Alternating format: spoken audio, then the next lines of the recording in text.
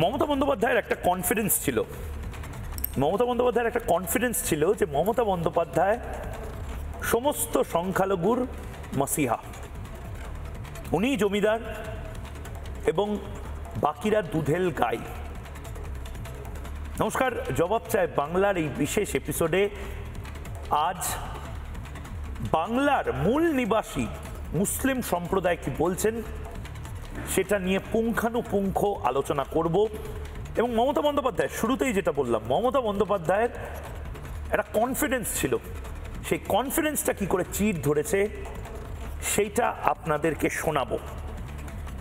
শোনাবো। মমতা বন্দ্যোপাধ্যায় আসলে কিভাবে প্যানিক করছেন, তৃণমূল কংগ্রেস কি করে প্যানিক করে এবার কুৎসিত ট্রোল করা শুরু করেছেন রাষ্ট্রবাদী মুসলমানদেরকে। কাদেরকে? যারা মনে করছেন যে আমাদের দেশে যারা 7 পুরুষ ধরে 8 পুরুষ ধরে রয়েছে, মানে যাদের দেশ এটা, যাদের বাপ ঠাকুরদা তার ঠাকুরদা তাদেরকে কবর দেওয়া হয়েছে, দফন করা হয়েছে এই মাটিতেই, যারা ভারতবর্ষকে নাপাক বলেনি, যারা পাকিস্তানে চলে যায়নি, চলে যাবে না সিদ্ধান্ত নিয়েই শত ঝগড়া অশান্তির পরেও এই দেশেই থেকে গেছিল, সেই দেশটা তো ভারতীয় মুসলমানদেরও। মমতা বন্দ্যোপাধ্যায় ভেবেছিলেন সেই ভারতীয় মুসলমানদেরকে এসআইআরের জুজু দেখিয়ে খেপিয়ে দেবেন, রাস্তায় নামিয়ে দেবেন, বাস পুড়বে, ট্রেন পুড়বে, চারপাশে উত্তাল পরিস্থিতি। কিন্তু মমতা বন্দ্যোপাধ্যায় এটা বুঝতে পারেননি যে নির্বাচনটা তো শুধুমাত্র হিন্দুদের নয়, নির্বাচনটা তো শুধুমাত্র বৌদ্ধদের নয়। 2002 ইলেকটোরাল রোল, অর্থাৎ যে ভোটের তালিকা, সেই তালিকায় শুধুমাত্র তো হিন্দুরা ছিল না। মুর্শিদাবাদে 2002-তে কি শুধুমাত্র হিন্দুদের নাম ভোটার লিস্টে ছিল? না। তো 2002-তে যাদের যাদের নাম রয়েছে, হিন্দু, বৌদ্ধ, শিখ, জৈন, পারসিক, মুসলমান, খ্রিস্টানি, যাদের যাদের নাম রয়েছে তাদের প্রত্যেকের নাম তো থাকবে, তাদের পরিবারের নাম থাকবে, তাদের বাপ ঠাকুরদার নাম থাকলে তাদের অটোমেটিক্যালি যুক্ত হতে হবে। মূল নিবাসীরা মমতা বন্দ্যোপাধ্যায়ের স্টাইল অফ পলিটিক্সে বিরক্ত। মূল নিবাসী হিন্দু, মূল নিবাসী মুসলমান, তারা বিরক্ত যেভাবে রোহিঙ্গাদেরকে শেল্টার দেওয়ার চেষ্টা করছিলেন মমতা বন্দ্যোপাধ্যায়। এবং তার পাশাপাশি রাষ্ট্রবাদী মুসলমানরা তারাও চান অনুপ্রবেশ মুক্ত ভারত। অনুপ্রবেশ মুক্ত ভারত যদি রাষ্ট্রবাদী মুসলমানরাই চান, তাহলে তার সবচেয়ে বড় এফেক্টটা কি পড়ে? ভোট ব্যাংক ভাগ হওয়া, ভোট ব্যাংক ভেঙে পড়া। মমতা বন্দ্যোপাধ্যায় এই আতঙ্কটা করছেন, এবং মমতা বন্দ্যোপাধ্যায় এই আতঙ্কটা করছেন সেটা বোঝা যাচ্ছে যখন বাঙালি মুসলমানদের মধ্যে থেকে অনেকে তারা সামনে এসে বলছেন, আমরা গুজরাট দেখেছি, গুজরাটে সত্যিই প্রার্থনা বন্ধ হয়ে যায়নি, সত্যি গুজরাটের সমস্ত মুসলমান তারা ডিটেনশন ক্যাম্পে চলে যায়নি। আমরা ইউপি দেখেছি, আমরা বিহার দেখেছি, বরঞ্চ কাটিহারের মতন জায়গায়, সে জায়গায় যেখানে মুসলিম প্রধান যে জায়গাগুলো, সেখানে ব্যাপকভাবে জেডিইউ এবং বিহারের যারা বিজেপি নেতা তাদেরকে ভোট দেওয়া হয়েছে, সংখ্যালঘুরা ভোট দিয়েছেন। কেন? সংখ্যালঘুরাও কি বুঝতে পারছেন শুধুমাত্র খারিজি মাদ্রাসা নয়, শুধুমাত্র অন্ধকারে থাকা নয়, তাদের দু পকেটে টাকা চাই, তাদের ছেলে মেয়ে বড় বড় ইংলিশ মিডিয়াম স্কুলে পড়ুক, ফ্রিয়ের শিক্ষা হোক, সমস্ত কিছু চান।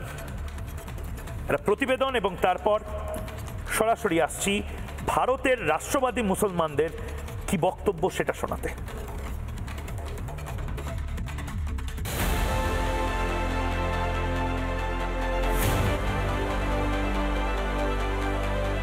2011 সালে ক্ষমতায় আসার পর থেকেই সংখ্যালঘু তোষণ করে গিয়েছে মমতা ব্যানার্জির সরকার। মুখ্যমন্ত্রী নিজে সংখ্যালঘুদের দুধেল গরুর সঙ্গে তুলনা করেছিলেন।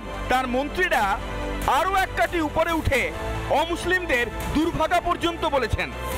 এমনকি জনসংখ্যা বাড়াতে হাম দো হামারে চার নিদানও দিয়েছেন মমতার মন্ত্রী। যারা দুর্ভাগ্য নিয়ে জন্মেছে, যারা ইসলাম নিয়ে জন্মায়নি, তাদেরও দাওয়াতে ইসলাম অর্থাৎ ইসলামের দাওয়াত দিয়ে তাদের মধ্যে ঈমান নিয়ে আসলে এটা আল্লাহ তাআলাকে খুশি করা হবে। সংখ্যাটা বাড়ে অনেক সময় স্বামী স্ত্রী এবং প্রজননের বিষয় নিয়ে। বোধমার সমাজ হামদো হামারা দোর প্রতি বেশি বিশ্বাসী। মধ্যবিত্ত নিম্নবিত্ত সমাজ কি হিন্দু কি মুসলমান তাদের বাচ্চা কাচ্চাদের সংখ্যা বেশি। আমি সেইটাই তুলে ধরতে চেয়েছি। সংখ্যালঘুদের ভোট ব্যাংক বানিয়ে রাখতে দিনের পর দিন মিথ্যে বলে তাদের বিভ্রান্ত করে গিয়েছেন মমতা। অনেক আনঅর্গানাইজ সেক্টর আছে, কেউ হকার, কেউ দোকানদার, তারাও ভাবছে আমাদের নামটা বাদ যাবে না তো।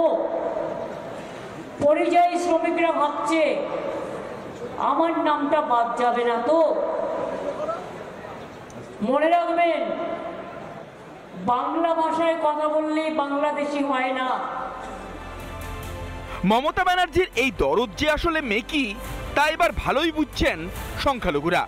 তাদের নিয়ে মমতার মিথ্যার মুখোশ একাধিকবার খুলেছেন আইএসএফ বিধায়ক নওশাদ সিদ্দিকী। আমি এখান থেকে চ্যালেঞ্জ দিয়ে যাচ্ছি, এসআইআর এর ফর্ম বাড়িতে পৌঁছে গেছে মমতা ব্যানার্জি।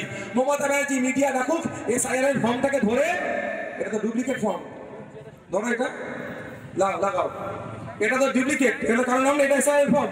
মমতা ব্যানার্জি মিডিয়াকে ডেকে এই নম্বরের ফর্মটা ছিড়ুক। নওশাদ সিদ্দিকী এসআইআর এর বিরুদ্ধে সব।